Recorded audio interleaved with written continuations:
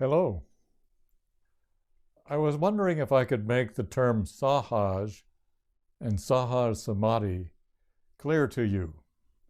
It's a wonderful practice, and it involves a kind of thinking, especially a kind of attunement. Very often people use the word Sahaj Samadhi, samadhi meaning absorption in spirit, as a very high thing. And then people think, well, if you're practicing Sahaj Samadhi, you're automatically in that really high state. Sahaj Samadhi simply means the most natural samadhi, just a natural high state of consciousness that you can live in. But as to the samadhi part of it, we like to save that word to mean absorption in spirit. And that's not what we mean here in Sahaj Samadhi. We mean an ongoing attunement. That's what we mean. So let's jump in and see if it can become meaningful and worthwhile to you.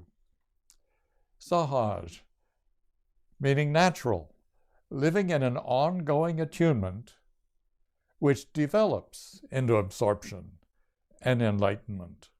All right? Sahaj starts as a connection which becomes ongoing. I've mentioned from time to time my friend Elwood, who has passed on. He nearly drowned when he was 5 years old.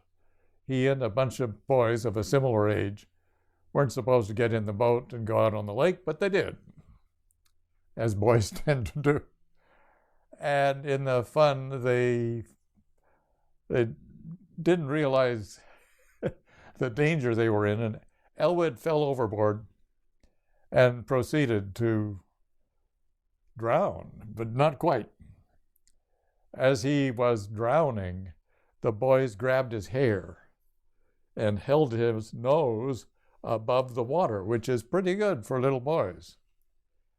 And then they rowed, R-O-W-E-D, to the shore, and Elwood lived. But he was so close to death and so close to higher states of consciousness within himself that he experienced bliss in his near-death experience, ecstasy in his nervous system, and that stayed with him from age 5 the rest of his life.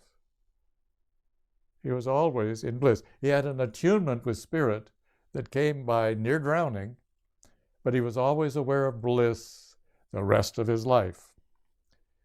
So that would be called a Sahaj, a natural state of high attunement.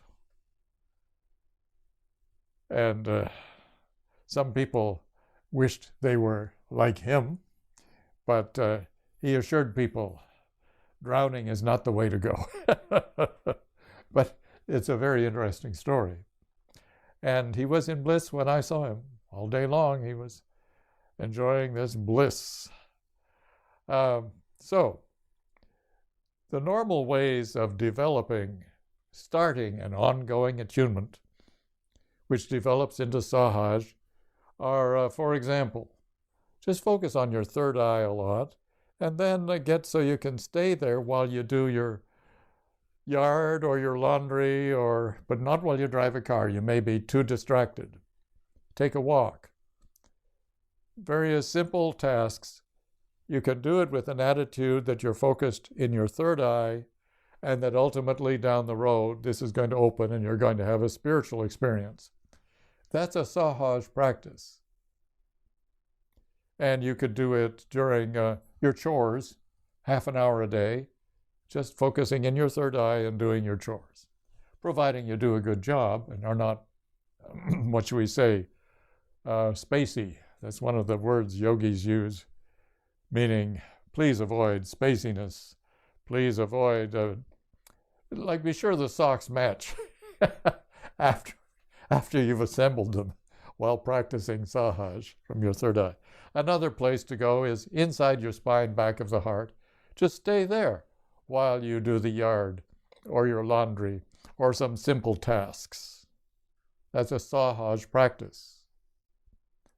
Ramakrishna says that God lives in our heart chakra, that God considers your heart and mine a drawing room. We'd perhaps say a living room. So few drawing rooms these days. But it's easiest to sense God inside us in the heart center.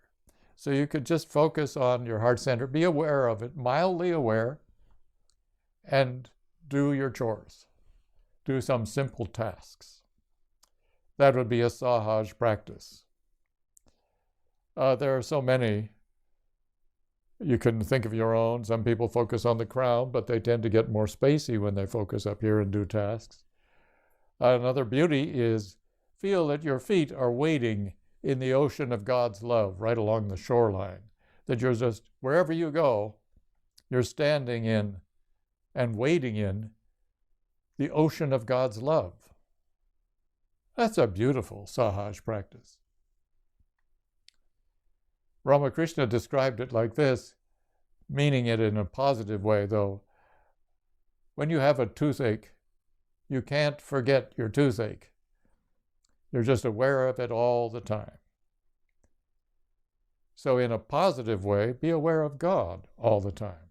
Find a way to just stay in the awareness of God. All of these ways are great, and as you develop, you come to very high meditation practices as a result of doing some Sahaj. So that's not too hard to grasp. It's a wonderful thing to practice, just being aware of God in one way or another, but stay with one, pick one, choose one, try several, choose one. Live doing simple chores that way, not while working with power equipment, not while up high on some scaffolding. And what's the other one? There's another one that's kind of dangerous. Not while driving a car, yes. Because you might not be fully here to drive your car. A friend of mine is a nun, and she says, I know when I've done it too much. When the road seems like a roller coaster, I know I've done Sahaj too much. And I said, when are you on the road, sister? Because I want to be off the road when you're doing this. Don't do it while driving.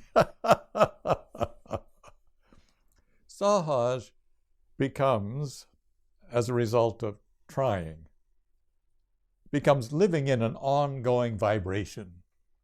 You're aware of some particular energy that's going on and on and on. These centers within you are vibrating. There is an attitude in the mind of vibration. You just sense a vibration that's ongoing. Sahaj is being constantly conscious of some level of spiritual vibration going on. Okay, I think I've done my job, but this develops, so let's develop. But that's mainly it. Until you're good at that, just focus on that. As you abide in Sahaj and you're just aware of God with 25% of your mind, maybe 50 from time to time, but you're busy doing your particular task too. As you abide in a nice ongoing Sahaj, the infinite spirit descends from your crown chakra down over all your chakras, your body, your mind, your heart, your nervous system. There comes a time when spirit descends throughout you. From the Sahasrara, the crown chakra, sublimely, and it'll be sublime, down through to your toenails. Heaven coming to earth is the experience. So I'm saying, do Sahaj. It may develop into this, in which case, sit down and just allow Spirit to wash over your being, to bless you, to abide a while, to fill you. That's what Sahaj practice can lead to. Spirit's descending through you. So I would recommend, if you can find it in your day, you have your regular yoga practice, but you could also, when you do your chores, as mainly it, practice Sahaj and let it get strong. And then one day, one glorious, very important day in your life, Spirit will descend throughout you. But about a half an hour of Sahaj practice a day, if you can get into, like after work, walking by the beach, practicing a Sahaj, or just taking a walk anywhere, by the park. Sri Aurobindo, the great yogi, called spiritual awareness truth consciousness. You're aware of the reality and the truth, the essence. You have truth consciousness. Sahaj, when spirit descends, gives you an awareness of reality. Spirit first, then mind and heart and body, because they all are dependent on spirit. Spirit's a fundamental of life, of consciousness, of breath. Raja Yoga and Sri Yukteswar equate. So the practice of Raja Yoga and the writings of Sri Yukteswar, the guru of Paramahansa Yogananda, they use the words God, truth, and reality pretty much interchangeably. God, truth, reality. As spirit descends, your frustrations, your ignorance, Maya it's called, our delusions, the false self and the false understanding fades away as you see everything is spirit, forms of spirit. As spirit descends, Maya fades away. Thank God. The more Sahaj you do, the more spirit descends, the more truth and reality is realized and experienced and active in your life. The more spirit descends, the more Maya, temptation, destructiveness, negative moods, sorrow, grief, they all pass away. They diminish and pass away. So Sahaj is very enjoyable from the beginning when you get, it's kind of like a knack, like riding a bicycle. You know, you're on two wheels, but you never fall down once you get the knack. Sahaj is a knack of being attuned with a spiritual vibration as you go through your day. So let's open ourselves to the delight and the freedom of this Sahaj and this descent of spirit. I'd like to share some Vivekananda passages because he speaks along these lines so beautifully. And he's talking here about this descent of spirit, which can come in Sahaj or some other way, but Sahaj is one of the ways. So here are some beautiful quotes to inspire you in your Sahaj practice. I have clear light now, free of all hocus pocus. I will compare truth to a corrosive substance of infinite power. What? What? Yes, he spoke like that. It just kind of electrical charges go through you when he speaks. I will compare truth to a corrosive substance of infinite power. It burns its way in wherever it falls. Burns away the ignorance, the delusion, the confusion, the limitation, the sorrow, the grief, the arrogance. It burns its way in wherever it falls. I am so sorry that I cannot make myself sweet and accommodating to every falsehood. Sorry, can't buy all these falsehoods. But I cannot, because truth is established. Spiritual awareness is established. The Lord is great. He will not allow me to become a hypocrite. I cannot be but what I am, true to my own self. Friendship and love vanish. Truth alone abides. God of truth, be thou alone my guide. And you'll see your friends and you a little on down the path a bit. But it's ferocious language. What reason is there for me to conform to the vagaries, the wanderings of the world around me, and not obey the voice of truth within? There's no reason. I have to obey the truth that I know, that I'm living in. Neither numbers, nor powers, nor wealth, nor learning, nor eloquence, nor anything else will do, but living the life in one word, realization. I'd better back up and read that again. Neither numbers, nor powers, nor wealth, nor learning, nor eloquence, nor anything else will do but purity, living the life in one word, realization. Live in spiritual realization. In this world, everything depends on one's word. To get an insight behind the words is not given to all, but seek it. Sense the insight, the spiritual truth behind the words. A bird in the course of its flight reaches a spot whence it looks on the ground below with supreme calmness.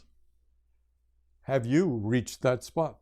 You look down at the world with supreme calmness. He who has not reached there has no right to teach others.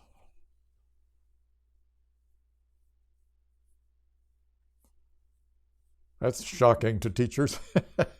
Teach others spiritual, If you know math, you can share math. But if you're talking spiritual path and spiritual guidance, have you reached that spot of supreme calmness?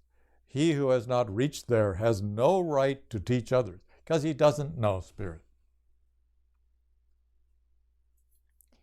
Relax your limbs and float with the current of spirit, and you are sure to reach your destination. Just float with the current of spirit, and you are sure to reach your destination.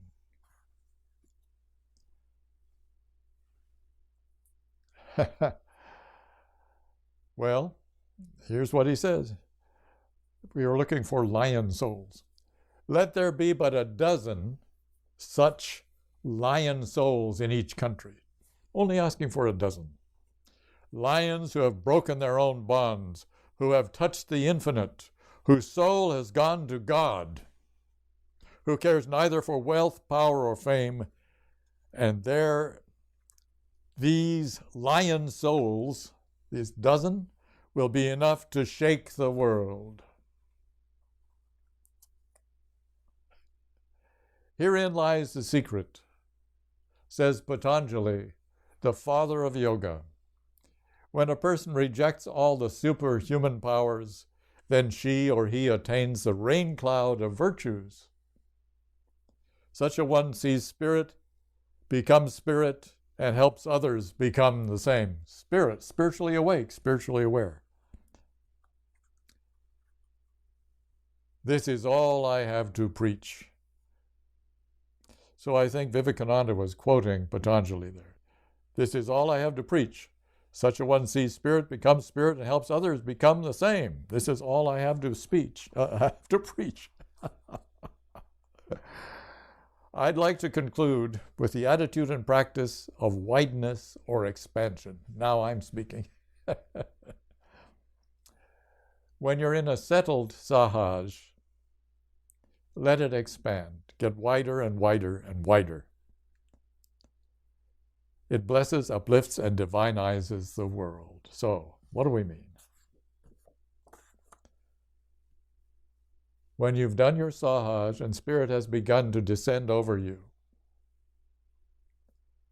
welcome spirit to come down through you from the crown to the soles of your feet. Just open, spirit's coming down. Then let it come wider. It's, say, 3 feet wide. When spirit comes down, let it come down in a shaft 3 feet wide.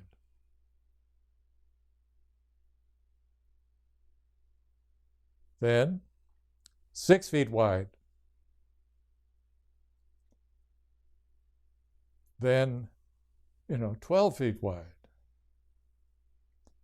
wider and wider, till it's miles wide.